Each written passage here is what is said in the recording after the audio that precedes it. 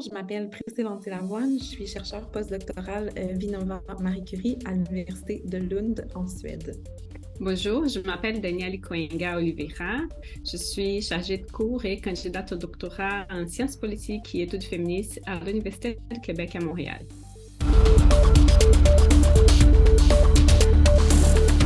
Avec Daniel, nous sommes arrivés à cette thématique à travers différentes réflexions épistémologiques avec nos collègues, dont d'ailleurs plusieurs font partie de ce numéro, dans le sillon de deux ateliers tenus à l'occasion des congrès 2018 et 2019 de la Société québécoise de sciences politiques, tenus respectivement à Ottawa et Montréal. Le premier atelier s'est organisé autour de la volonté d'examiner le genre comme catégorie d'analyse en sciences politiques et le deuxième mettait l'accent sur une analyse critique de l'imbrication des épistémologies féministes et de la science politique sous le thème Sciences politiques et féministes, un couple impossible.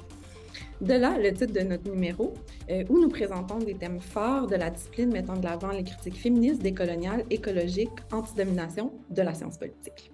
Aussi, la thématique, elle est le reflet de nos réflexions durant nos 2 premières années de doctorat, alors que nous étions tous les deux particulièrement animés par 2 volontés. D'une part, de contribuer d'un point de vue féministe à la science politique québécoise et canadienne.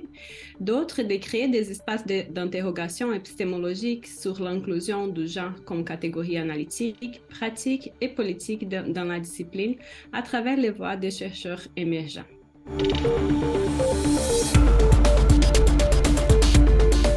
Alors, du point de vue méthodologique, les 6 articles qui composent ces numéros thématiques, ils répondent à notre provocation initiale de penser les possibles et aussi les impensés du couple féminisme et sciences politiques. À partir de la catégorie du genre et même au-delà de cette catégorie, les articles ils ouvrent vers des critiques et contributions théoriques et méthodologiques des épistémologies féministes à la science politique comme discipline traditionnelle. Et donc, ces articles se penchent sur la diversité de réalités, de géographie, par exemple le Québec, le Canada, la France, le Cameroun comme cas d'étude aussi. Certains abordent la positionnalité dominante en sciences politiques conventionnelles, mais dans l'ensemble, c'est vraiment des propositions qui partent des épistémologies féministes, intersectionnelles et décoloniales pour proposer diverses critiques à certains concepts centraux de la science politique, comme l'État, le pouvoir, les rapports de domination, la justice ou, par exemple, la sphère de l'intime et la sphère privée. Les articles mettent donc en lumière les barrières épistémologiques, pratiques et politiques imposées aux femmes et aux groupes qui ont été mis en marge des analyses politiques traditionnelles, comme les personnes autochtones, racisées, LGBTIQ+, entre autres.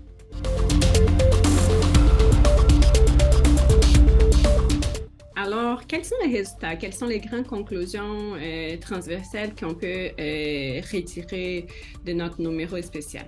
Après ces 4 années de réflexion sur les interactions entre la science politique conventionnelle, comme l'indiquent les articles globalement toujours androcentrés et coloniales, et les études féministes, nous sentons qu'une importante conclusion du numéro thématique est la nécessité d'ouvrir ces couples à une multiplicité de catégories qui rendent compte les biais épistémologiques de la discipline.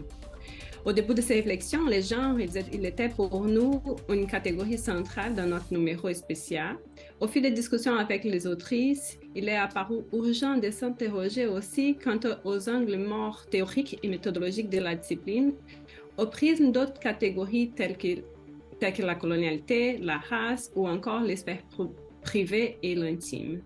Et donc, Daniel, une deuxième grande conclusion est la nécessité de poursuivre un engagement soutenu avec les diverses propositions qui se construisent comme des épistémologies alternatives pour penser aux questions sociales et politiques. Donc, je pense que le numéro, il s'agissait vraiment qu'on s'engage sur le plan théorique, pratique et politique sur la remise en question de la manière avec laquelle nous produisons les savoirs scientifiques au sein de la science politique conventionnelle.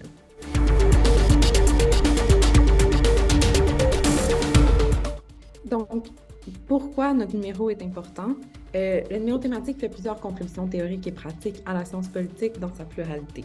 Premièrement, il nous semble que la critique de Vickers sur les réticences de la discipline de la science politique aux changements paradigmatiques et épistémologiques sont toujours d'actualité. Donc, une première contribution du numéro est de mettre en évidence les multiples apports épistémologiques et pratiques des études féministes dans leur pluralité à la discipline. Une deuxième grande contribution sont les réflexions issues des perspectives féministes noires, décoloniales, postcoloniales. Ces textes nous ont permis de complexifier la relation entre sciences politiques et féministes à travers l'adoption d'une perspective intersectionnelle qui met en relief l'implication entre les systèmes d'oppression comme le genre, la race ou la classe. Oui, et aussi, Priscille, on peut ajouter une troisième contribution de numéro spécial qui consiste à mettre en lumière les limitations possiblement irréconciliables entre d'un côté la production de savoir centrée sur l'Occident et mal centrée, pour reprendre le concept de Rose Ninguet, qui prétend à l'existence d'une science politique universelle et neutre, et d'autre côté, la construction d'un savoir pluriversel. Cela nous amène à questionner les catégories même que nous considérons acquises, incluant les genres.